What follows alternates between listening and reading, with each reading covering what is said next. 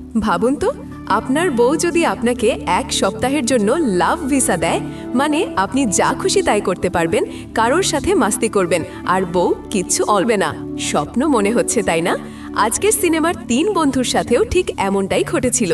কিন্তু মাস্তির এই 7 দিন শেষ হওয়ার পর তাদের কপালে যা জুটল, তা দেখলে আপনি হাসবেন নাকি কাঁদবেন বুঝতেই পারবেন না।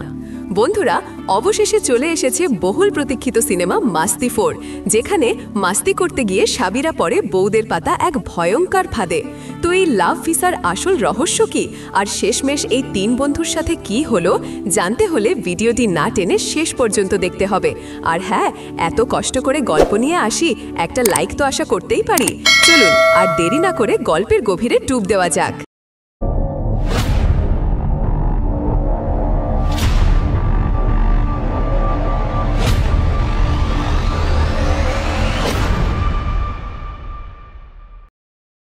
সিনেমার শুরুতেই আমরা দেখি ওমর সাক্সেনার বেডরুম।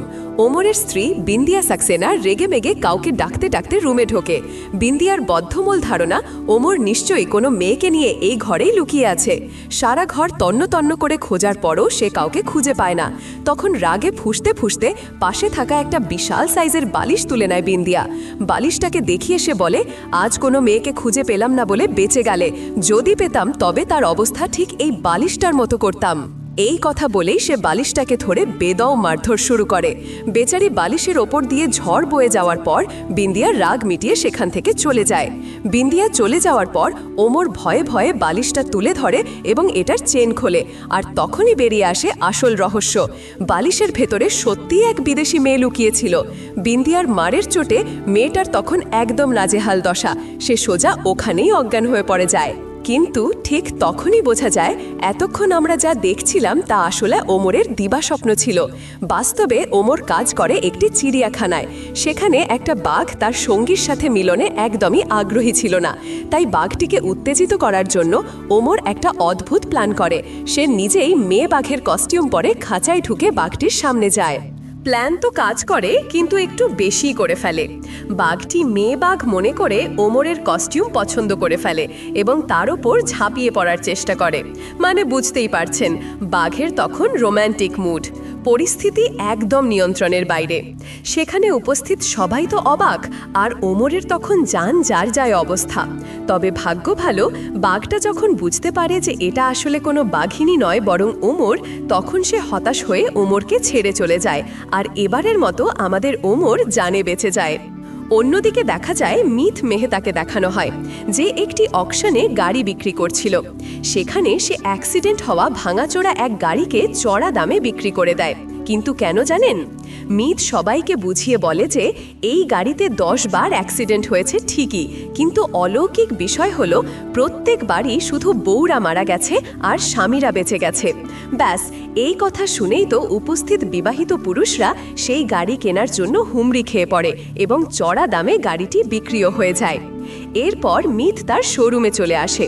সেখানে এক বিদেশি মেয়ে তাকে দেখে ফ্লার্ট করতে শুরু করে। মিথও তো আর কম যায় না, সেও মেয়েটির সাথে তাল মিলিয়ে পুরো দমে ফ্লার্ট চালিয়ে যায়। ঠিক সেই রোম্যান্টিক মুহূর্তে মিতের বউ আঁচলের ফোন চলে আসে। মিত যখন কথা বলছিল তখন আঁচল তাকে সন্দেহ করে এক অদ্ভুত প্রশ্ন করে বসে। সে জিজ্ঞেস করে, তোমার শরীরের রক্ত মাথা থেকে নিচের দিকে কেন প্রবাহিত হচ্ছে? মানে বুঝতেই পারছেন, মিতের মতলব যে সুবিধের না, সেটা তার বউ ঠিকই ধরে ফেলেছে।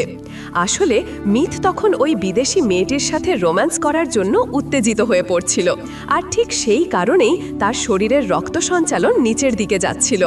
কিন্তু মিতের বউ আঁচলও কম যায় না। তার ফোনে এমন এক অদ্ভুত সফটওয়্যার ইনস্টল করা ছিল, যার মাধ্যমে মিতের শরীরে কখন কি পরিবর্তন হচ্ছে তা সে ঘরে বসেই ট্র্যাক করতে পারে। মিত বুঝতে পারে তার সব জারিজুরি ধরা পড়ে গেছে, তাই ভয়ে সে আর ওই মেয়েটির সাথে এগোতে সাহস পায় না।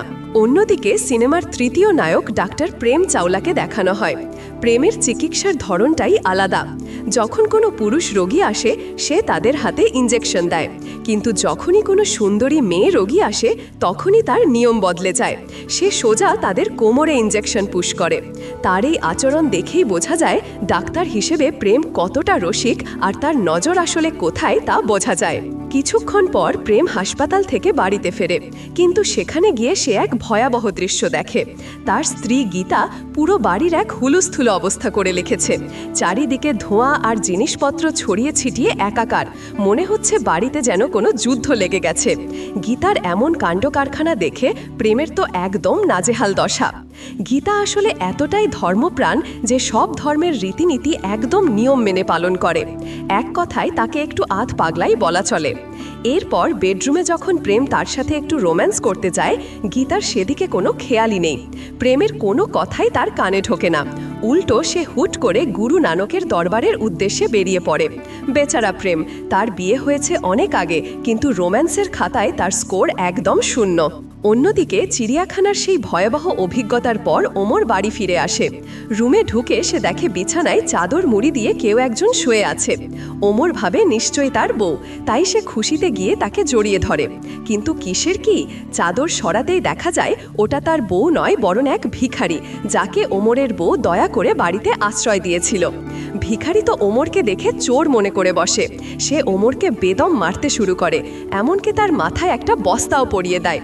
মারতে মারতে সে ওমরকে টেনে হিঁচড়ে একদম বাড়ির বাগানে নিয়ে আসে। বাগানে হট্টগোল শুনে সেখানে হাজির হয় মিত আর প্রেম। ওমরের মাথায় বস্তা থাকায় তারাও তাকে চোর ভেবে ধোলাই দিতে শুরু করে। কিছুক্ষণ গণপিটুনির পর যখন আসল ঘটনা সামনে আসে, তখন দেখা যায় আরে এ তো চোর নয়, এ তো আমাদের বন্ধু ওমর। ততক্ষণে ওমরের হাড়গোড় প্রায় ভেঙে যাওয়ার দশা। আসলে এই তিন বন্ধুরই এক অবস্থা। তারা বিবাহিত ঠিকই, কিন্তু তাদের রোমান্স লাইফ সাহারা মরুভূমির মতো শুকনো। সোজা কথায় রোমান্সের খাতায় তিনজনের স্কোরই একদম 0। এরপর জানা যায় আগামীকাল তাদের এক বন্ধুর বিবাহ বার্ষিকী। পরদিন সময় মতো সেজে গুজে তারা সবাই সেই পার্টিতে হাজির হয়।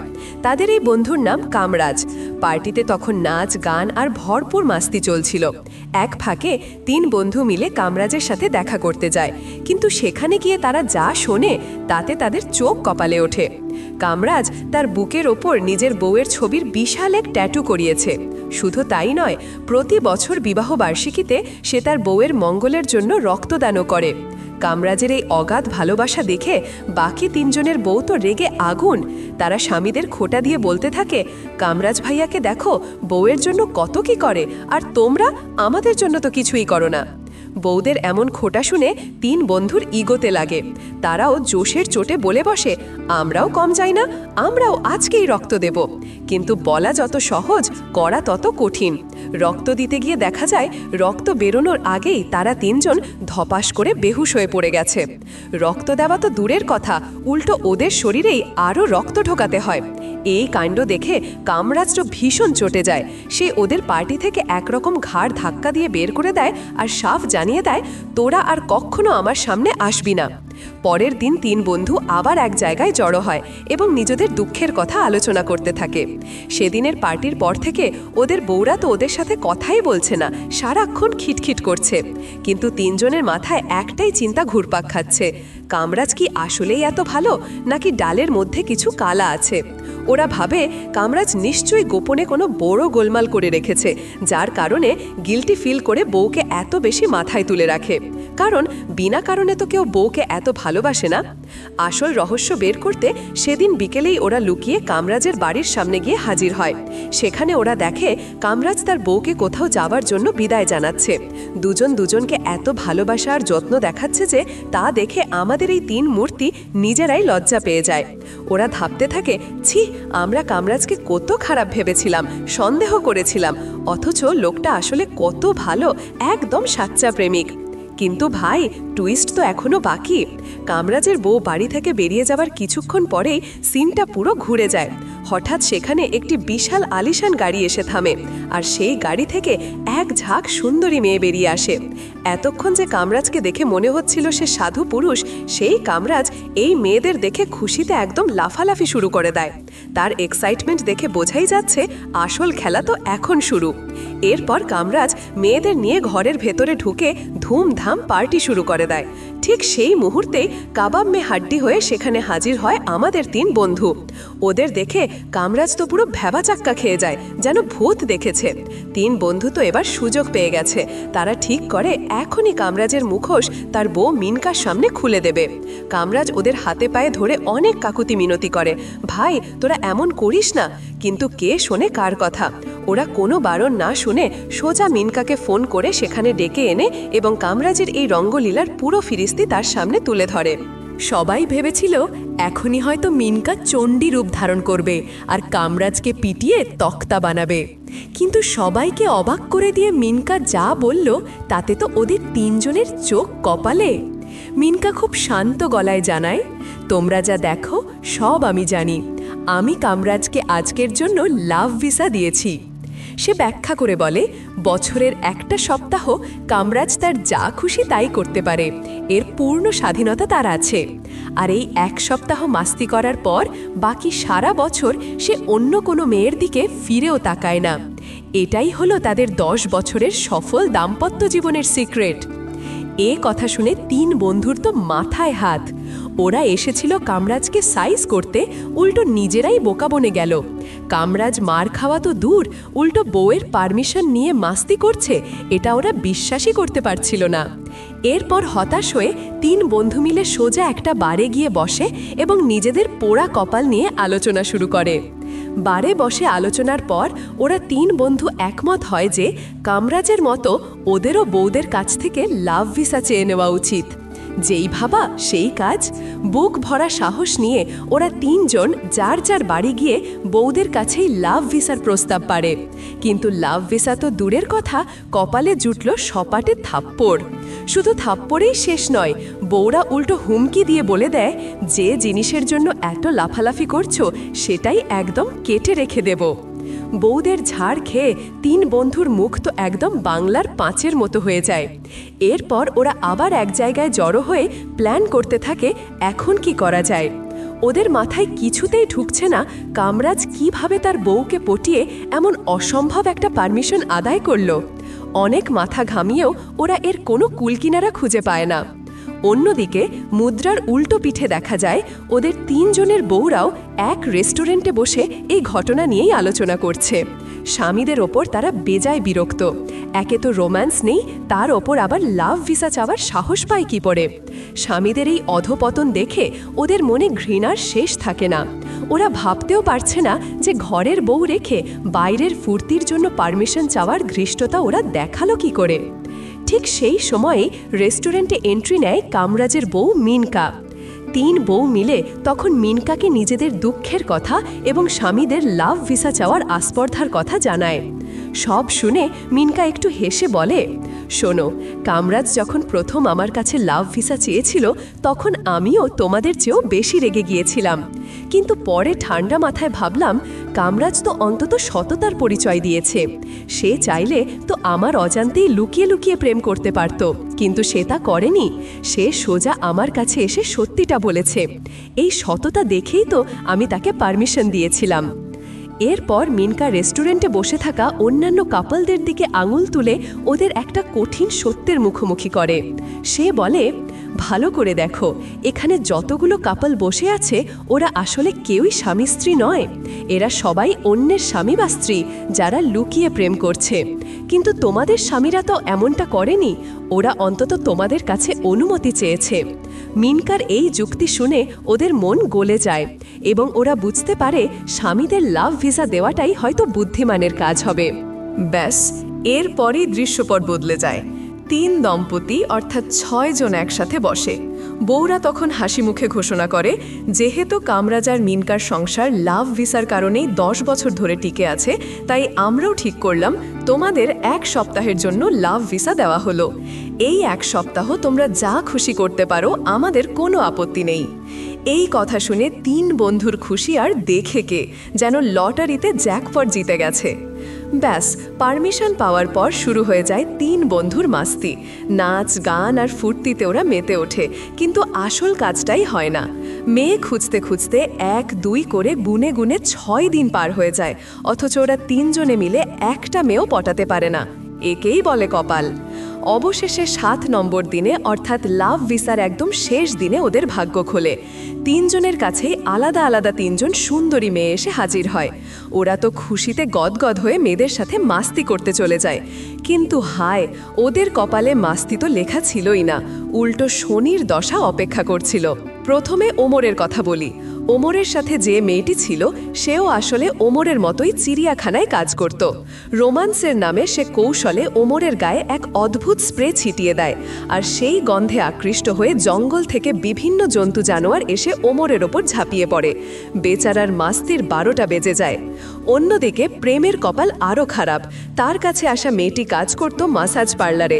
দুজনে যখন ঘনিষ্ঠ হতে যায়, প্রেম তখন আবিষ্কার করে, আরে এ তো কোনো মেয়ে নয়, এ তো আসলে একটা ছেলে। এরপর সেই ছেলেটি প্রেমের সাথে যা করে তা আর বলার মতো নয়, প্রেমকে একদম ধোলাই দিয়ে ছেড়ে দেয়। আর মিতের গল্পটা শুনলে হাসবেন না কাঁদবেন বুঝবেন না। এক বিদেশি মেয়ে মিতকে পটিয়ে মাস্তি করার জন্য একটা ফ্ল্যাটে নিয়ে যায়। সেখানে রোমান্সের খেলা হিসেবে মেয়েটি মিতের চোখ বেঁধে ফেলে। কিন্তু মিত যখন চোখ বন্ধ করে অপেক্ষা করছে, তখন সেই সুন্দরী মেয়েটির বদলে সেখানে চলে আসে এক বয়স্ক থুরথুরে বুড়ি। যখন মিত বুঝতে পারে কার সাথে সে শুয়ে আছে, তখন সে পালাতে চায়, কিন্তু ততক্ষণে অনেক দেরি হয়ে গেছে। সেও খুব বাজেভাবে ভেসে যায়। এভাবেই দেখতে দেখতে ওদের লাভ ভিসার মেয়াদ শেষ হয়ে যায়। কিন্তু মাস্তি তো দূরের কথা, 3 জনের কেউই কাজের কাজ কিছুই করতে পারে না, উল্টো নাকানি চুবানি খেয়ে ফেরে। হতাশ হয়ে 3 বন্ধু সোজা চলে আসে কামরাজের বাড়িতে। সেখানে কামরাজ আর তার বউ মিনকাও ছিল, কিন্তু আসল চমক তখনও বাকি ছিল। কিছুক্ষণের মধ্যেই সেখানে হাজির হয় ওমরের, প্রেমের আর মিতের বউরা, সবার হাতে বড় বড় স্যুটকেস। ওরা অবাক হয়ে জিজ্ঞেস করে, কোথায় যাচ্ছ? বউরা হাসি মুখে জানায় তারা 7 দিনের জন্য ট্যুরে যাচ্ছে। শুলে 3 বন্ধুও লাফালাফি শুরু করে, আমরাও যাব তোমাদের সাথে। কিন্তু বউরা সাফ জানিয়ে দেয়, এই ট্যুরের ভিসা শুধু আমাদের কাছেই আছে। তোমরা তো তোমাদের 7 দিন কাটিয়ে আসলে, মাস্তি করলে, এখন এটা আমাদের সময়। মিনকা তখন আসল বোমাটা ফাটায়। সে বুঝিয়ে বলে, লাভ ভিসা আসলে একতরফা নয়, এটা 2 তরফা। ছেলেরা পাবে 7 দিন, আর ঠিক একইভাবে মেয়েরাও পাবে 7 দিন। এই কথা শুনে 3 বন্ধুর মাথায় যেন আকাশ ভেঙে পড়ে। ওরা বড় সড়ো একটা শক খায়। ব্যাপারটা ওরা কোনোভাবেই মেনে নিতে পারছিল না। ওরা এখন ভাবছে, যদি জানতো যে লাভ ভিসার নিয়ম এমন, তাহলে জীবনেও এর জন্য অ্যাপ্লাই করতো না। গত 7 দিনে ওরা তো কিছুই করতে পারেনি, উল্টো বিপদে পড়েছে।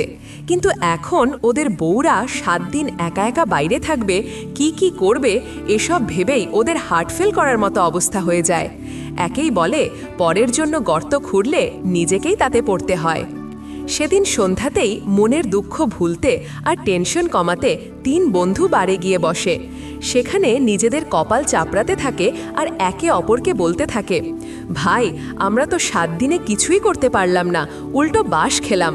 কিন্তু আমাদের বউরা এখন যে কি কাণ্ড ঘটাবে কে জানে। এই চিন্তায় ওদের রাতের ঘুম হারাম হওয়ার জোগাড়। ঠিক সেই মুহূর্তেই প্রেমের উর্বর মস্তিষ্কে একটা জবরদস্ত বুদ্ধি খেলে যায়। কিন্তু সে মুখ খুলতেই বাকি 2 জন ওর ওপর ক্ষেপে লাল। ওরা ধমক দিয়ে বলে, চুপ কর তুই, তোর এই আজেবাজে প্ল্যানের চক্কলে পড়েই তো আমাদের এই দশা, তোর বুদ্ধি মানেই নতুন বিপদ। কিন্তু প্রেমও নাছোড়বান্দা, সে বলে, আরে ভাই, প্ল্যানটা অন্তত একবার শুনে তো দেখ। অগত্যা প্রেমের প্ল্যানটা শোনার পর ওরা ঠিক করে যে কোনো মূল্যে বউদের এই মাস্তি থামাতে হবে। যেই কথা সেই কাজ। ওরা চটজলদি একটা মাস্টার প্ল্যান বানিয়ে ফেলে। পরদিন প্ল্যান মাফিক ওরা 3 জন চলে আসে সেই বিচে, যেখানে ওদের বউরা ছুটি কাটাতে এসেছে। তবে ধরা পড়ার ভয়ে ওরা নিজেদের চেহারা হালকা বদলে ছদ্মবেশ ধারণ করে, যাতে বউরা ওদের দেখেও চিনতে না পারে। শুরু হয় 3 বন্ধুর গোয়েন্দাগিরি। দেখা যায় ওদের বউরা বিকিনি পরে বিচের মধ্যে ঘুরছিল।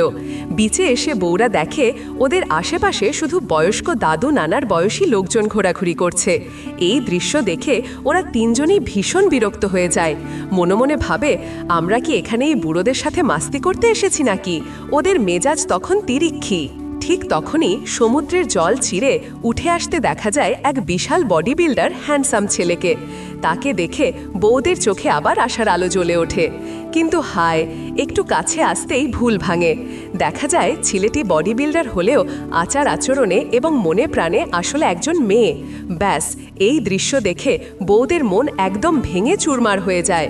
হতাশ হয়ে ওরা বিচ ছেড়ে মার্কেটে শপিং করতে যাওয়ার সিদ্ধান্ত নেয়। এরপর ওরা যখন মার্কেট থেকে আলাদা আলাদা রাস্তায় যাচ্ছিল, তখনই ঘটে আসল ঘটনা। 3 বউয়ের সাথে দেখা হয়ে যায় 3 জন হ্যান্ডসাম ছেলের। প্রথম দেখাতেই ওদের মধ্যে বেশ ভালো ভাব জমে ওঠে। এদিকে আড়াল থেকে এসব দেখে আমাদের 3 বন্ধুর তো মাথায় আগুন জ্বলে ওঠে। নিজেদের বউদের অন্য ছেলেদের সাথে এভাবে হাসাহাসি করতে দেখে ওরা একদমই সহ্য করতে পারছিল না। ওরা বুঝতে পারে বউদের মাস্তি তো প্রায় শুরুই হয়ে গেল, এখন আর বসে থাকার সময় নেই। যে কোনো মূল্যে এই মাস্তি থামাতে হবে, না হলে তো ইজ্জত সম্মান সব ধুয়ে মুছে বড়সড় সর্বনাশ হয়ে যাবে। পরদিন সকালে দেখা যায় গীতা তার সেই নতুন বয়ফ্রেন্ডকে নিয়ে একটি খোলা মাঠে চলে এসেছে। রোমান্টিক আবহাওয়া, দুজনে সবেমাত্র কিস করতে যাবে, ঠিক তখনই আকাশ থেকে যেন গায়েবানা আওয়াজ ভেসে আসে। আসলে এই আওয়াজ কোনো দৈববাণী ছিল না, এটা ছিল আমাদের 3 বন্ধুর কারসাজি। তারা পাশেই গাছের আড়ালে লুকিয়ে এসব দেখছিল এবং অদ্ভুত সব শব্দ করে ওদের ডিস্টার্ব করছিল। কিছুক্ষণ পর গীতা ওয়াশরুম ব্যবহার করার জন্য মেনশনের দিকে চলে যায়। সুযোগ পেয়ে ছেলেটি প্রকৃতির ডাকে সাড়া দিতে সোজা ওই 3টি গাছের কাছেই চলে যায়, যেখানে আমাদের 3 মূর্তি লুকিয়েছিল। ব্যাস, আর যায় কোথায়, বাঘের গুহায় শিকার নিজে এসে ধরা দিয়েছে। 3 বন্ধু মিলে আড়াল থেকে ছেলেটিকে নাজেহাল করতে শুরু করে। একজন বুদ্ধি করে একটা সাপ দিয়ে ছেলেটার গোপনাঙ্গে কামড় দেওয়ানোর ব্যবস্থা করে। সাপের কামড় খেয়ে আর ব্যথার চোটে ছেলেটি সোজা ওখানেই জ্ঞান হারিয়ে পড়ে যায়। অন্যদিকে বিন্দিয়াকেও দেখা যায় তার সেই নতুন ছেলে বন্ধুটির সাথে। তবে এই ছেলেটি আবার একটু অন্যরকম। সে নিজেকে বড্ড বেশি পশু প্রেমিক বা জানোয়ার লাভার বলে দাবি করে। ওই ছেলেটার নাকি একটা নিজের ঘোড়া আছে, যাকে সে গত 1 বছর ধরে সঙ্গম করতে দেয়নি। তার অদ্ভুত শখ হলো কোনো এক সুন্দরী ঘড়ি দেখিয়েই সে তার ঘোড়ার স্বাদ মেটাবে। ছেলেটার মুখে এসব পাগলামি কথাবার্তা শুনে বিন্দিয়া মনে মনে ভাবে, এ কার পাল্লায় পড়লাম রে বাবা, এ তো নির্ঘাত পাগল। কিন্তু ছেলেটার এই উদ্ভট প্ল্যানটা আড়ার থেকে শুনে ফেলে আমাদের 3 বন্ধু। ব্যাস, প্ল্যান রেডি। সেদিন রাতেই প্রেম আর ওমর একটা সাদা ঘোড়ার কস্টিউম পরে সেজেগুজে হাজির হয়। এত সুন্দর সাদা ঘড়ি দেখে ছেলেটার আসল ঘোড়া তো আর নিজেকে সামলাতে পারে না। সে সোজা ওদের ওপর ঝাঁপিয়ে পড়ে। ফলাফল যা হওয়ার তাই হলো। ঘোড়ার দাপটে প্রেমের অবস্থা তথাইবচ। তার কোমর আর পিছনের অবস্থা এমন ফুলে ফেপে যায় যে ব্যথায় সে অনবরত কাতরাতে থাকে। অন্যদিকে আঁচল তার নতুন বয়ফ্রেন্ডের সাথে লং ড্রাইভে বেরিয়ে পড়ে। ওদের প্ল্যান ছিল রাতে একটা বোট নিয়ে কোনো এক আইল্যান্ডে যাবে। কিন্তু ওরা যখন গাড়ি নিয়ে যাচ্ছিল, ঠিক তখনই ওদের গাড়ির সামনে রাস্তা আটকে দাঁড়ায় আমাদের 3 মূর্তি।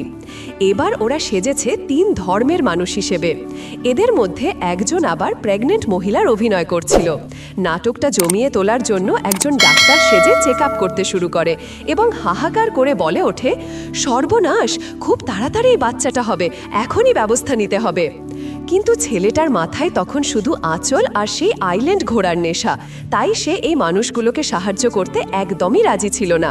তবে আঁচল যেহেতু সব ধর্মকেই সমান শ্রদ্ধা করে, তাই সে ছেলেটিকে জোর করে ওই বিপদে পড়া মানুষগুলোকে সাহায্য করতে বাধ্য করে। আর এই সাহায্য করার চক্করে ওদের আইল্যান্ডে যাওয়ার প্ল্যান আর ডেট দুটোই একদম ক্যান্সেল হয়ে যায়। অর্থাৎ 3 বন্ধু এবারও সাকসেসফুল।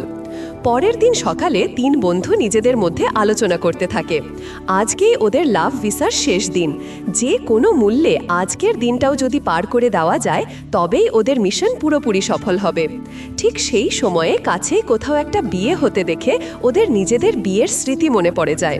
ওরা বুঝতে পারে মাস্তি নয়, আসলে ওরা নিজের বউদেরকে ভালোবাসে এবং শুধু তাদেরকেই চায়। 3 জনে মিলে একটা ঘরে ঢুকে এসব নিয়ে যখন কথা বলছিল, ঠিক তখনই ওদের বউরা তাদের সেই 3 প্রেমিককে নিয়ে ওই বাড়িতেই এসে হাজির হয়। ভয়ে ওরা 3 জন ঘরের বিভিন্ন চিপাই চাপাই গিয়ে লুকিয়ে পড়ে, যাতে কেউ ওদের দেখে না ফেলে। কিছুক্ষণ পরেই একজন ব্রোকার এসে বউদের এবং তাদের প্রেমিকদের জানায়, আজকের রাত আপনাদের জীবনের সবচাইতে রোম্যান্টিক রাত হতে যাচ্ছে। আমি সব ব্যবস্থা করে রেখেছি। এই কথা শুনে লুকিয়ে থাকা 3 বন্ধুর তো হার্ট অ্যাটাক হওয়ার জোগাড়। বউরা চলে যাওয়ার পর ওই 3 প্রেমিক নিজেদের মধ্যে হাসাহাসি করতে থাকে। একজন বলে ওঠে, আরে ভাই, আজ রাতের পার্টি তো শুধু নামেই পার্টি, আসল খেলা তো শুরু হবে পার্টির পরে ওদের বেডরুমে। আজ রাতে আমরা ওদের সাথে নাগিন ডান্স করব। প্রেমিকের মুখে এমন নোংরা কথা শুনে 3 বন্ধু তো ভয়ে অস্থির। তখনই ওমর পকেট থেকে একটা ছোট শিশি বের করে। সে জানায় এর ভেতরে আছে এবি, অর্থাৎ অ্যান্টিভাইগ্রা। চিড়িয়াখানায় যখন কোনো পশু অতিরিক্ত উত্তেজিত হয়ে পড়ে তখন তাদের শান্ত করার জন্য এই ওষুধ দেওয়া হয়। ওমরের প্ল্যান হলো আজ রাতে ওই 3 প্রেমিকের ড্রিঙ্কসে এই ট্যাবলেট মিশিয়ে দিতে হবে। একবার যদি ওরা এটা খায় তবে আগামী 24 ঘন্টা পৃথিবী উল্টে গেলেও ওরা আর কিচ্ছু করতে পারবে না। ওদের সসেজ তখন আর ওদের হুকুম মানবে না। ব্যাস, প্ল্যান ফাইনাল। সেদিন রাতে পার্টি শুরু হতেই সবাই নাচ গানে মেতে ওঠে। সেই সুযোগে 3 বন্ধু খুব কৌশলে প্রেমিকদের ড্রিঙ্কসে অ্যান্টিভাইগ্রা মিশিয়ে দেয়, আর বোকা প্রেমিকগুলো টেরও পায় না, দিব্যি সেই ড্রিঙ্কস গিলে ফেলে। পার্টি শেষে প্রেমিকরা যখন মহা উৎসাহে মেয়েদের নিয়ে রুমে যায় তখন শুরু হয় আসল খেলা। হাজার চেষ্টা করে ওরা দেখে কাজের কাজ কিছুই হচ্ছে না। ওদের শরীর যেন অবশ হয়ে গেছে, সসেজ তো নড়াচড়ার নামই নিচ্ছে না। ওরা মাথায় হাত দিয়ে ভাবতে থাকে, হায় হায়, এটা কিভাবে সম্ভব? এতক্ষণ ধরে এই মুহূর্তের জন্য অপেক্ষা করলাম, আর ঠিক আসল সময়ে ইঞ্জিন ফেল। ওদিকে আড়াল থেকে এসব দেখে আমাদের 3 বন্ধু তো হাসতে হাসতে গড়াগড়ি খায়। ঠিক সেই সময়ে বাঘরা দেয় সেই কেয়ারটেকার। সে এসে প্রেমিকদের কানে কানে বলে দেয়, স্যার, আপনাদের ড্রিঙ্কসে ওই 3 জন লুকিয়ে কিছু একটা মিশিয়ে দিয়েছিল। আমার মনে হয় সেই কারণেই আপনাদের এই সমস্যা হয়েছে। এ কথা শুনে প্রেমিকরা তো রাগে ফেটে পড়ে। ওরা বুঝে যায় এসবই ওই 3 বন্ধুর শয়তানি। এরপর ওরা অস্ত্রশস্ত্র নিয়ে 3 বন্ধুকে তাড়া করতে শুরু করে। ওরাও জানের ভয়ে এদিক সেদিক পালাতে থাকে। পালাতে পালাতে ওরা নিজেদের রুমে এসে আশ্রয় নেয়, কিন্তু ওদের পিছু নিয়ে এক প্রেমিকও সেখানে হাজির হয়। উপায় না দেখে ওমর হাতের কাছে যা পায় তাই দিয়ে লোকটার মাথায় এক বাড়ি মারে। বাড়ি খেয়ে লোকটা জ্ঞান হারিয়ে ধপাস করে মাটিতে লুটিয়ে পড়ে। 3 বন্ধু তো ভয়ে কাটা। ওরা ভাবে লোকটা বুঝি মরেই গেল, কি করবে কিছুই বুঝতে পারছিল না। এমন সময় ডাক্তার প্রেম তার অদ্ভুত ডাক্তারি বুদ্ধি কাজে লাগায়। সে হাতে 2 গরম ইস্ত্রি তুলে নেয় এবং সিপিআর দেওয়ার মতো করে ওই লোকটার বুকে সজোরে ছ্যাঁকা দেয়। কিন্তু হায়, ছ্যাঁকার চোটে জ্ঞান ফেরা তো দূর, উল্টো লোকটার বুকের মাংস শুদ্ধ ইস্ত্রির সাথে উঠে আসে। এই ভয়ানক দৃশ্য দেখে ওরা আরও ঘাবড়ে যায় এবং পালানোর চেষ্টা করে, কিন্তু শেষ রক্ষা আর হয় না, ওরা ধরা পড়ে যায়। পরদিন সকালে দেখা যায় এক ভয়ঙ্কর দৃশ্য। প্রেমিকরা প্রতিশোধ নিতে 3 বন্ধুকে ফাঁসির মতো ঝুলিয়ে রেখেছে এবং মেরে ফেলার প্রস্তুতি নিচ্ছে। ঠিক যখনই মনে হচ্ছিল সব শেষ, তখনই গুড়ুম বন্দুকের বিকট আওয়াজ।